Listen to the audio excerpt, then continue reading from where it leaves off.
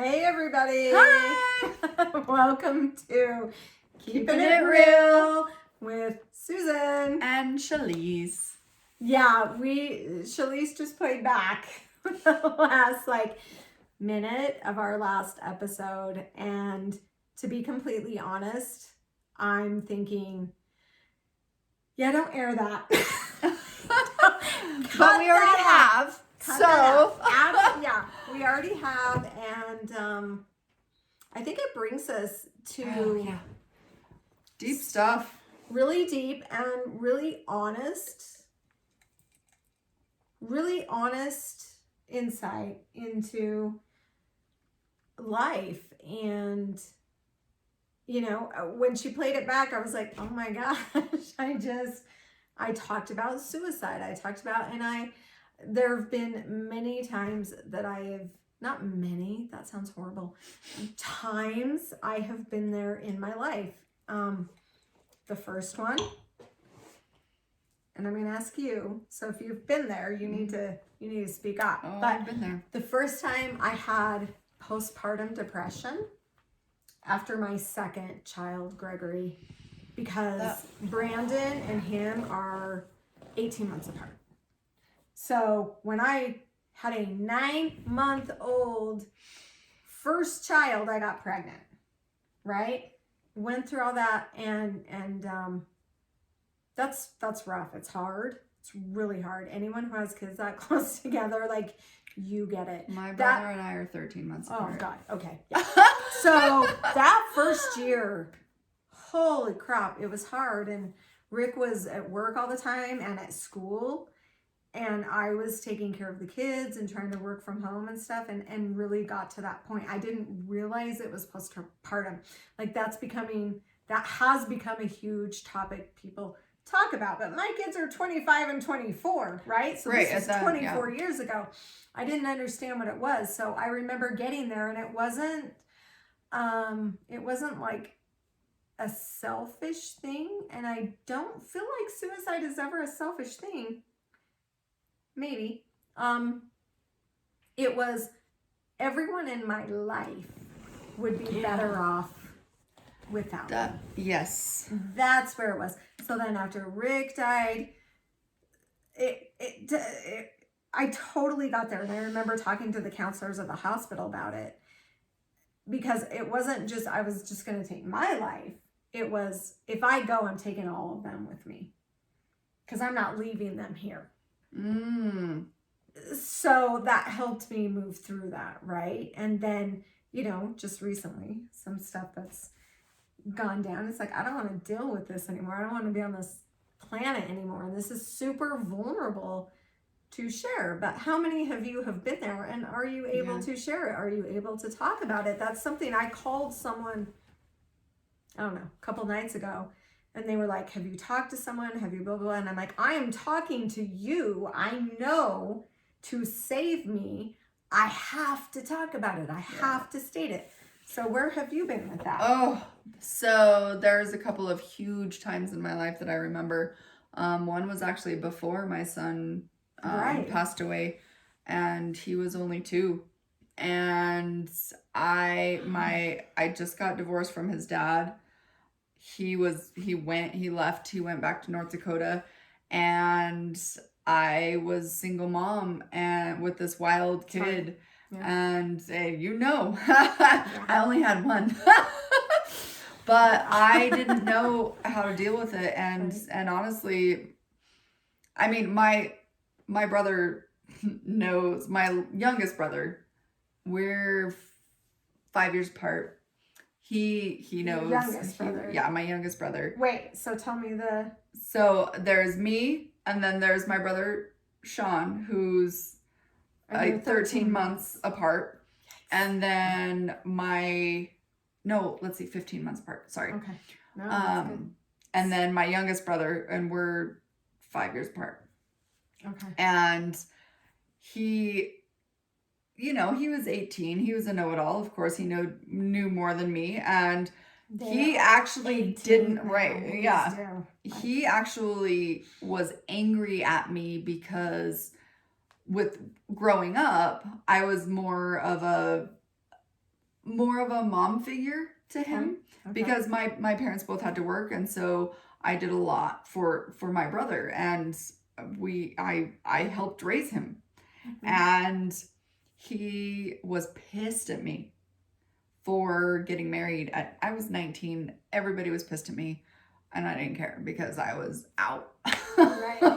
I gotta go. Yeah. And so he was holding on to all this anger and resentment towards me. And we've worked through a lot of this, and I love my youngest brother is one of my best friends, and I absolutely love him. Super cool. Yeah. Totally Yes. cool. Yes. Really good guy. Yeah. And we have so much fun together. Yeah. And at the time, we struggled. And he, at 18, knew more about how to parent a child than I did. Obviously. And I remember this day, and he was screaming at me in my mom's front yard, screaming at me, telling horrible things about how bad of a parent I was and everything.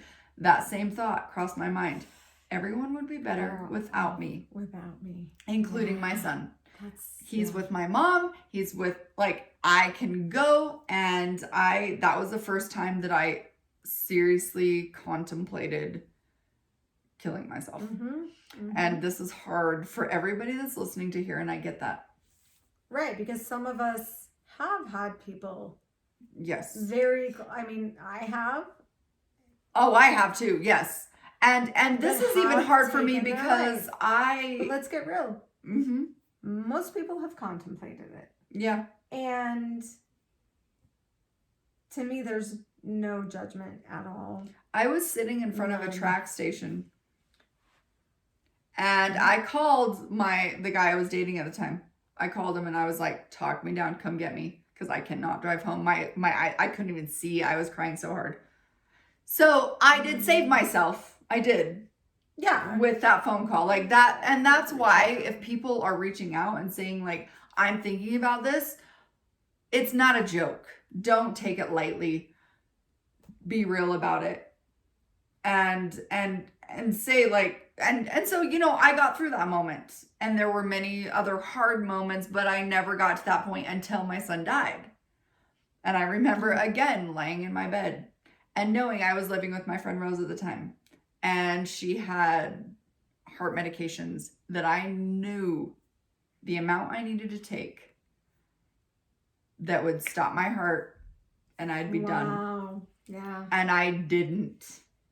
And I remember I again made a phone call and saying I don't care. And I talked to Rose. Of course, luckily I had people that I could talk to that would help me through those moments. And let's be clear, we're just saying we made it through. That doesn't put any sort of judgment or I don't even know what the word would be to describe. Some people don't. And all I have is love and compassion for them and their family members, and that doesn't mean they didn't have someone to reach out to, or they didn't have because honestly, if I go back to what happened with Kyle and my friend that I reached out to and whatnot, they did not stop up for me. You can hear my voice, and I just had to do it. It was in the middle of the night, right? So there aren't a lot of people that I'm going to feel comfortable and texting. And you've also been through a lot and know that you are capable of getting through anything. Really. When you really know, in the moment, the emotion drives thought processes. But you, as who you are in your full power and your full being, know that you can make it through anything. I know you, and I know that about you. That's really nice. I don't know. I think about if something happens to one of my children, or, if something would have really come from that, or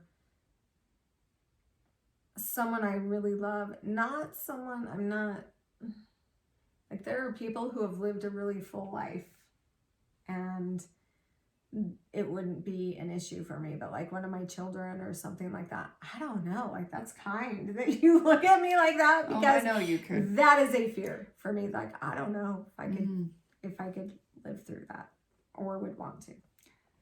You know, I mean, I guess that's and something. We're talking real. Here we go again. Yeah. Suicide. But that's something different though between us, I think, is that, like, with our losses, the fact that I lost my child and I got through it. Well, I'm getting through it. It's a never-ending journey. Right. So let's not that. And I'm not. And this is a definite tender subject. Right. Because. Right. Because I'm saying another child to me is like, I don't know. Like, but at the same time, I do know because I've done it. Right. So what I would say is losing a spouse, I've done. Let's flip that for you and for all of you as well and say, okay, you've lived through a child. Say, like, you're engaged, you're going to get married. Let's take it 10 years from now where you've had this deep, loving companion who you are working through stuff and living your life with and have gone all these places, and he goes. You haven't lived through that. You're right. You are right. It brings up stuff that's like, I don't know. So I have lived through the spouse thing. Like, oh my gosh, I loved that man. Such an amazing, and I still just think, man, my life, I just wish I could have him. I haven't gone through, other than a stillborn. I have gone through a stillborn, but, and I'm not minimizing. Again, I never want to minimize. I never lived with Noah. I didn't have him on a day-to-day basis. I didn't get to know his personality. Although I feel his essence and his spirit, it's a little different. And it is, like, even with me losing a 4-year-old compared to some people that I know that have lost their teenage children. Or is it because I just kind of look at you and I clump you all into the same? No, different. I don't know. I guess that's another thing. Like, if you haven't lived it, you can't say you can, and that goes back to the projection and the judgment of parents, right? Like, right. You can't say what you would do until you're there. Yeah, absolutely. And so, like that's such a lesson I've learned. I know. Don't ever, and even like I've even thought, okay, so I did have thoughts. What would I do if I lost my husband? This is how I would act. Like, no, that's not really what happened. Yeah. And in it, I was like, oh, geez, I was naive. Like, yeah. Oh, I was so naive. Because we can I didn't understand this. Yeah. We can say what we would want to see us do. Right. Right. Easy. Like, but once you're in the situation, and you know, the thing is too about suicide, because this is such a tender subject, and I have friends that have lost children to suicide. I have family members who've lost people. But I remember the first time I ever dealt with suicide. Not me, but somebody who committed suicide. Mm-hmm. Mm-hmm. I was a senior in high school. And my friend was dating this guy, senior. We were seniors. She said, you know, I really want to go to college and I really want to do all these things. And he's like, well, what about us? And she said, we're seniors in high school. Like, the last thing I want to do is get married and have a family. Like, I want to live my life. Like, I don't know where this is going to go. And he wrote her a letter. Oh. That's horrible. About. Okay. Yeah. And he went up to the mountains and he shot himself in the face. And I'm sitting in his funeral next to her. knowing what the letter said, blaming her, 18-year-old girl. And I'm listening to them saying, he's in a better place. Wow. Yeah. And I was angry. I'll bet. Yeah. Wow. And I was that, and I didn't understand suicide at that point. No, you can't. And to this day, honestly, that situation, I still don't understand. So if you guys have a story, please share, because this is such a hard topic, but it's something that we need to talk about because it's something that's a thing right now. Yeah. Like, especially for teenagers. If you're not okay with life, what's the first thing you do? Like, it's a trend, and it's sad, and it's disgusting, and it's horrifying. So please share your stories, because we're all about love and giving and wanting to understand and wanting to help in any way we can. So we're going to take a short break because this is really heavy and we need to take a deep breath because I can tell we're both on the verge. Yeah, but yes, so please let us know your thoughts and we'll be back shortly. Okay. Love you. Hey, welcome everyone. Back. Yeah, welcome back. We've just been, like Chalese said, can we hit play? And I said, oh God, no. This is deep. I need to sit in this for a minute. And then we've kind of talked for a minute. And then she said, can we let this play? And I said, sure. So yeah. Go ahead. So we were just talking and she was saying that, she knows a friend whose husband committed suicide. And I actually have a friend whose husband also committed suicide. And I really think that it's important at some point to get people like this on our show, or parents who've dealt with children committing suicide or contemplating. I actually have a friend who I just did a podcast with not too long ago, whose son almost did and then ended up dying in a car accident. Oh. And what she has to say about it is really important. And he actually at 16 years old would go and speak to kids about suicide, because it's the other side of it. And that's the thing that I think is important, is that hearing family that's dealt with somebody who's committed suicide, hearing that side of it, I think does help. Yeah. Because then you see what would happen. And I remember when Caleb died, I was standing with Dave, my ex-husband, and we were standing there, and he's like, and I was talking to him, and I said, at least I don't have to suffer. At least he doesn't have to suffer without a mom. I will take that on, and I will suffer losing him as a child. But to know that your parent or your loved one is suffering, and seeing that side of it might help.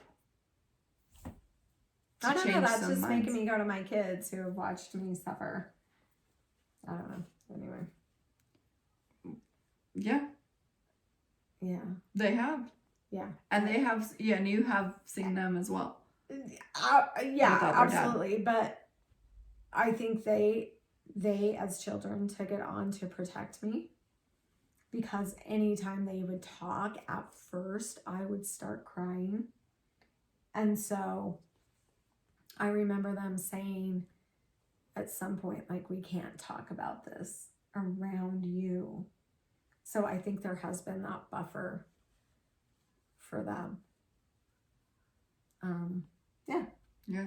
Anyway, I think it's important to say as well, we're talking about the families and the other side, being on the other side of that. It's also really important to talk, which I think we have really shined a light on, if someone has taken their life, they felt hopeless. Yeah. They felt there's a side that if you go into the feeling of it, you to me, like, there's no judgment. Yeah. there is an excruciating pain inside of me that someone felt that. Yeah. And that's just what it is, you know? And it's hard, and this topic is not supposed to be easy. This is not an easy conversation, No, and it's something that well, and many you were people saying, so before, sorry, totally okay. interrupted you. Love you. I just transferred my son's schools, right? And one of the questions they had to ask me when I was transferring them is, can he be in suicide prevention? There's a suicide prevention class. You do you have kids in high school? Not yet. Junior high. I don't know if junior high does it too, but they actually teach a class every year. I don't know if it's the first half and then the second half, you know, but some of my older kids, it was hard because the person teaching or whatever, like the teachers knew their background, so they'd try to ask them questions as far as how it felt when you lost, like they had lost their dad. So how did it feel? And they really resented that. They had a hard time with that. So they always wanted to be opted out. And then like just going in to this new high school and going through all these questions for what I would allow Casey to be in, not be in. And that was one of the questions. And I sat there going, you know, because I knew the conflict my older kids had and him. And I was like, you know, absolutely he can be in it because it's such a great thing to shine a light on. Because, I mean, awareness is like, that's such a huge thing. Like being aware of your feelings and being aware of your circumstances, being aware of options, if you're, you know, and just talking about it in conversations that even if you are in that place and you are feeling those things and you are feeling alone and scared and hopeless, just having a conversation sometimes is all it takes to say like, like I'm feeling these things and oh wait, I'm not alone. Mm-hmm. Like that's such a huge thing that we're doing together, is that like you are not alone in anything that you're feeling. And if you feel like hopeless or whatever, you're not alone. You're not alone. We all feel it at some point, even if it's for a moment, like every single one of it, because we're human, right? Like we know that there are options to get out of certain situations. Well, you have to be willing, and that's what I think I have felt in the past month or so. Well, and years back, like when Rick passed away as well, like you have to be willing to admit that it's on your mind. I had, like, I actually reached out to someone in the past couple of weeks and they were like, well, have you told anyone? And blah, blah, blah. And I was like, I'm telling you. Yeah. Like, that's what we've had this conversation before, and I've had it with other friends. Like we've gone to those places where it's like, I feel this. And we are, I mean, I think a lot of it is because of a lot of the healing that we've done, and we are very self-aware, and being self-aware is so important. And I wish that they would teach more of those kind of classes in school, like emotional intelligence, self-awareness, like leadership skills, like tools, given tools for coping with situations that they don't always know how to cope with. And we as parents, because of what I've been through, my kids are very aware of loss and heartache and trauma and things like that. It's an open conversation in my house. That's interesting. Know. I wouldn't, like, that's cool. I don't know that it's an open conversation in my house because we all went through the same trauma, and I don't know if we've learned how to talk about it really openly. You know, I have 4 really macho, if that's a word, is that a word? Like boys who are tough and play, you know, sports, and they're the jocks, and they're very, to some degree, self-assured with who they are. And would they admit something like that? Would they really talk about that? I don't know. And would they come to me? I don't know. So how does that make you feel as a parent? Like, what, like, just from this conversation, like, what would you recommend to people, or what even in your own life, what takeaways could you have from this? I think like there are just some situations that I mean, I don't know if I would deal with it okay, honestly. So they do have other people who have stepped up in their life, who they're able to talk about stuff like this with. And that's what I would say.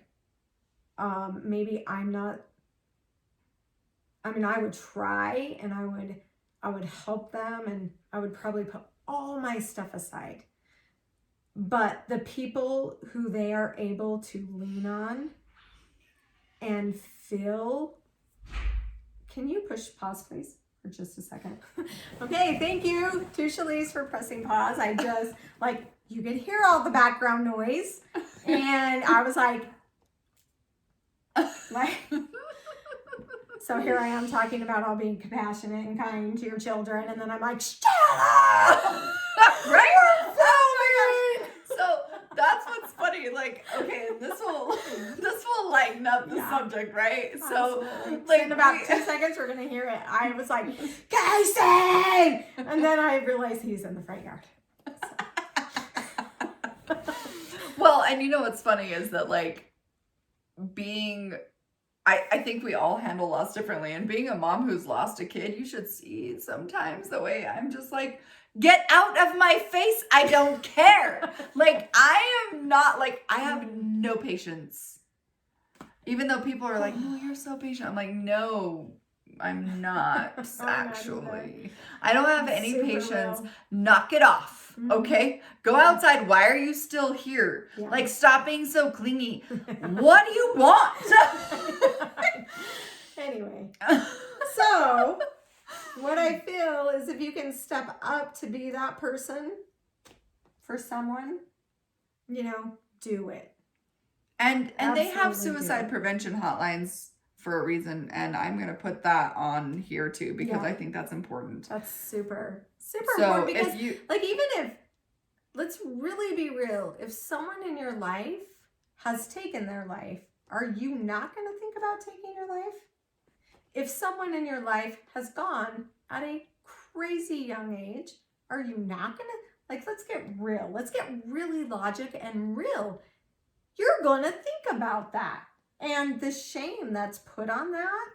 Because the pain that you feel is so intense that it's not fun to feel this way. It's not fun to feel hopeless. It's not fun to, like, go through life thinking that there's no meaning or purpose. And I mean, I think that's one of the reasons why we do what we do, is because we've been through so much. We want to help people get through these moments, and it is a moment to a moment thing. And just because, like, we're not professing that we're gonna heal you in any way, like, that's on you. Like, it's a process. Do people heal though? Like, really, let's get real. A moment. I think that it's a journey. It is. And you heal through moments. You heal through moving forward through those things, and I think you make progress. I think heal is a strong word, because that gives people the connotation that they're going to be okay and it's gone or it's done. I don't feel like that ever happens. I do think that I think you make progress, and I do think that there are moments and like even extended periods of time where you are okay. You will find joy. You will find joy. You will find happiness. You will find life. You will find the ability to thrive. Yeah, absolutely. It doesn't mean that moment or the tragedy is ever going to go away, because it's part of your story. It's part of who you are. Yeah, well, I mean, I go back to when, this accident and feeling like Kyle was gone and having my night of just complete. And I remember in there thinking, does this ever go away. Mm-hmm. So where your logical brain knows it does. 3 years ago, I was just in a different place, and it would have been like, oh, everything will be okay. I'll figure it out, blah, blah, blah. It's like that night was, I need to sit in revisiting this pain. Yeah. I need to sit in revisiting what I'm learning now and what it's bringing to my life now. And I don't know if those moments go away. I think, like I've said, I think we do these cycles of, okay, I'm here, and like you said, we have these years or months or whatever where it's all good, and then we come to this other place, and I don't even want to say it's down. I'm going to say it's up here as well, because we're revisiting, we're looking at, okay, in that moment, and in like looking at what happened for me, I see how far I've come. Yeah. I'm not taking in other people's judgment. I'm not taking in, like, if someone doesn't want to be there for me, I'm not looking at myself like it's my fault. Right. I am saying, fine, you don't need to be a part of my life. Mm-hmm. If you can't do that. Or come to me when you're ready. Yeah. Like, I know I have a time and a place in your life, because there are many moments. We've been friends for almost 5 years now. And there's been many moments where we will talk every day for hours together. And there are moments where we will go for days, weeks, and a couple of months. Well, it usually doesn't last a couple of months, but that's without talking to each other. And then when we come back, it's like we never missed a beat. I mean, that's a great point. People come in and out of your life. They're always going to mean something to you. Mm-hmm. But are they that main person? And who is, like, I mean, ask yourself that. Who is that main person to you that you can really be open with? And it's not like we ever lost that, right? No. We haven't, and we don't. But there are different people that we lean on and don't lean on. And for different situations. Yeah. And that's why I have, so many best friends. Like, I'm like, my besties. Like, oh, I love you. That's a great way to say it, besties. Yeah. Because they're people that mean the world to me, that I know I can rely on for anything, and won't judge me, but will be real with me too. Huh. So, and vice versa, like it goes both ways. So I think, like, the question I want to throw out in this episode is, if you ever get there, if you get to a point where you're really questioning or feeling hopeless and wondering, like, do I even want to continue?